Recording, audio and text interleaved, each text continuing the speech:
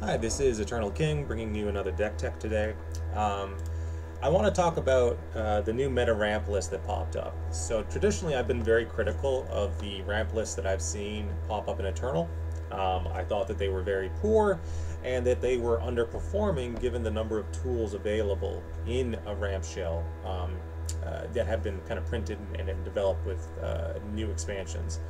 And so let's talk about the new list, and it is a Tutor She Who Wanders list. So I've been surprised by the amount of games. I've run She Who Wanders as a one-of for the play effect, and I've been amazed how many games She Who Wanders has won for me. I had one game where the opponent was memeing with a full Zerath removal list, and it was like zillion Zerath, so they were just trying to level Zerath as quickly as possible and then use time bombs to ping for 3 or 4 damage over and over again. And they thought they were going to win that game, but the problem with She Who Wanders is it has regeneration, so it basically entirely nullified all of that value for them. So this deck is very cognizant of that and is literally going all in on She Who Wanders. I don't even think, it is a 3-of, so maybe you play one for the play effect, but mostly you're trying to just tutor out the 10/10 with regeneration, and that's all you care about, is just keep tutoring them out. And yeah, it's War Mother's Call for 11 mana as a 3-of, which is 1 less than Feel the Rush, which is actually relevant. And then it's just playing out, She Who Wanders and tutoring them from the deck, so you're going to want to hard mulligan them out. But, there's a lot more to control decks than just the win con, which in this case is the She Who Wanders or the Commander Ladros as a one-of that you can play over and over again if it dies. So let's talk about the actual kind of control package and why it's winning games 51% of the time as opposed to sub 50%, which is kind of what we've seen in the past. And, I want to commend, this is the first ramp list I've seen on Mastering Runeterra where I'm like, yeah, this list makes sense. This list is doing the thing that ramp is supposed to be doing. So the first thing, again, Soul Harvest as a one-of, absolutely. In certain instances, this card is dead, but in certain, as a one-of, it is so high value as champ removal. So, again, it'll kill that Ziggs, it'll kill that Poppy. Poppy's 4 mana, and you're just spending 2 mana. And it is a slow speed answer. Very good card. Vile Feast as a 3-of. I can't speak highly enough about this choice. Vile Feast is the best anti-aggro card in the Eternal format, and it will remain the best anti-aggro Shadow Isles card in the Eternal format forever. Again, Swim used to talk about this card all the time, and just like it is the best fast speed answer card in the game in certain situations. And again, it's on the opponent plays House Spider, you get to ping the 1/1, and then you get to block the 2/2. It's kind of the only decent answer. You heal for 1, and in many instances they've hit you on turn 1, so like you're actually dealing with things and blocking out, and you're still losing on tempo, but you're not losing as badly as you might think. What's the other thing I really like here? Holy smokes, 3 avalanches, 3 blighted ravines. I've spoken before about the 3 avalanches being mandatory. Yeah, 3 blighted ravines as well on top of the 3 avalanches. Hell yes. Hell to the yes. Good job, Majin, making that hard call to include the 3 Vile Feasts, the 3 Avalanches, and the 3 Blighted Ravines. It's just, that is a good call. And plus 1 Withering Wail. It is so teched into that aggro matchup. It knows exactly what it wants to be. This is a deck that understands what it's trying to do, and therefore is a good deck that is winning more than the other ramp lists. Winter's Touch is a 3-of, best ramp card in the game in my opinion. The more that I played with Winter's Touch, the better I felt about it, because that 1 mana difference is so huge. I can't even understate how much of a difference that 1 mana makes. Catalyst and Wild Mysticism, sure, standard 5 mana ramp.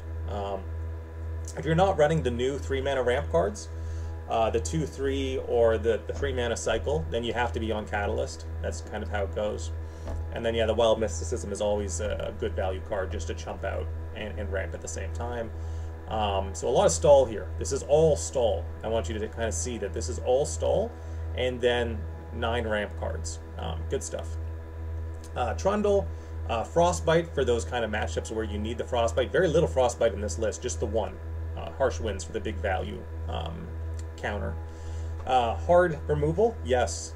Vengeance. you know, I said before that if you want to make a ramp list, you have two choices. You can be in Targon for the new hard removal card for 4 mana, or you can be in Shadow Isles for Vengeance. Those are your two ramp lists. Those are your two choices. Currently, that's what you want to be doing. Atrocity, again, it is for the kind of Ladros endgame. So as one of WinCon, it that stairs, best ramp, best ramp or best creature to ramp into. You should always be running it that stairs. I like it as a 3-of, but because he's running the 1 Burden and Ice, it's acceptable to run the 2 it that stairs. I run 0 Burden Ice, 3 it that stairs. It's kind of up to you. It's not a big difference. Depending on the matchups you're going into, if you need that like hard board wipe, then you can. But because things are so aggro focused, I do find Burden Ice to be a little slow sometimes. It's matchup dependent. Volibear. Every single ramp deck should be using Volibear now. The fact that it hits 3 creatures at once for 4 damage makes it the best champion to ramp into for its play effect. Trundle is a stall card. He's got regeneration. He's 4/6. He just tries to block out the board. Doesn't matter if he dies. Volibear has the big play effect that actually does the thing you want it to do.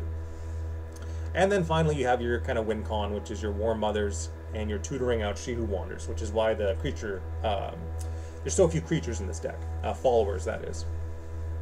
And again, it's just a 10/10 with regen.